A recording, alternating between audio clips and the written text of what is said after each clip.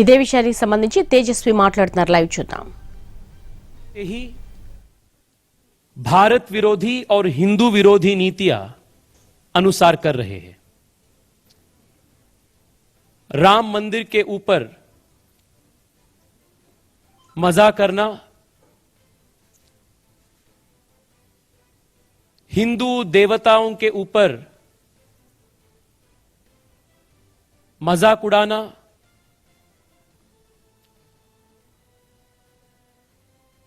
बाटला house encounter के ऊपर सवाल उठाना, पाकिस्तान में जो सर्जिकल स्ट्राइक हुआ उसके ऊपर प्रश्न उठाना, ऐसे भारत विरोधी और हिंदू विरोधी नीतियां हमेशा से ही आम आदमी पार्टी का रणतंत्र बन चुका है. Arvind Kejriwal is an incorrigible and a blatant liar. Arvind Kejriwal is a habitual offender when it comes to placing his petty politics and his political interests over and above the interests of the nation. The Aam Aadmi Party has questioned time and again the commitment of the security forces, the integrity of the security forces. He has made it abundantly clear multiple times that his policy and the policy of the Aam Aadmi Party is always in favor of the terrorists and never in favor of the victims of terror. Kashmir में हिंदुओं के नरसंहार को झूठा कह के, नरसंहार को, जिनोसाइड को व्हाइट वॉश करने का इनका जो प्रयास है, इसको भारतीय जनता युवा मोर्चा घोर निंदा करते हैं. साथ ही साथ देश भर में युवा मोर्चा के कार्यकर्ता ये भारत विरोधी नीतियों को घोर निंदा भी करते हैं और इसके खिलाफ हम निरंतर प्रदर्शन भी हम करते हैं.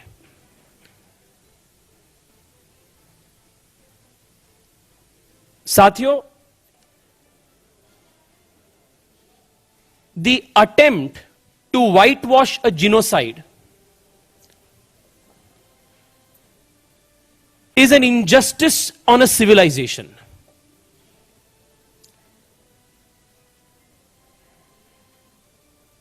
This attempt at whitewashing historical facts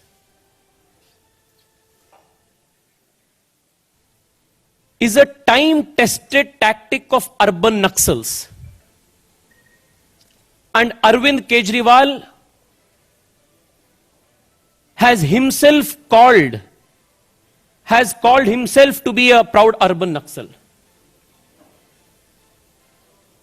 He has openly given support to the Tukde gangs who never have the best interests of India in their heart.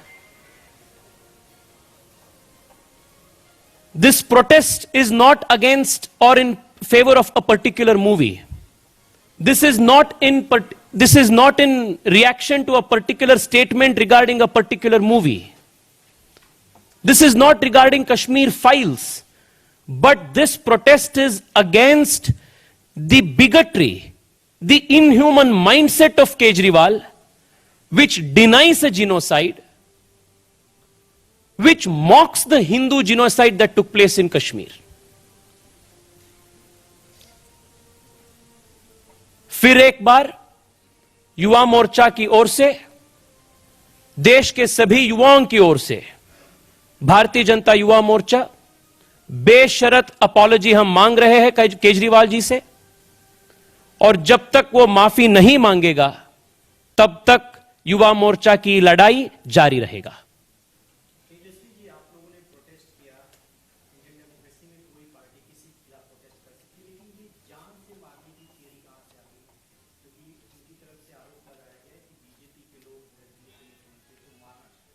I just want to add, just भाषा का प्रयोग